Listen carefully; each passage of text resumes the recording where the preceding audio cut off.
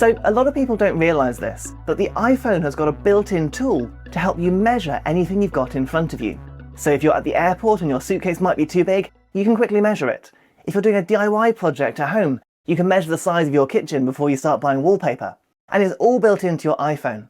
So we're going to use an app called Measure. And if it's not on your home screen already, simply swipe down to open up the Spotlight search and type in Measure here. Then, when you open the icon, if you've not used it before, you need to allow camera access.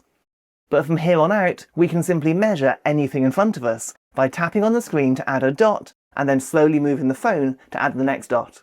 You're going to see in the middle the measurement is taken, and if you tap on there you can convert it to different units as well.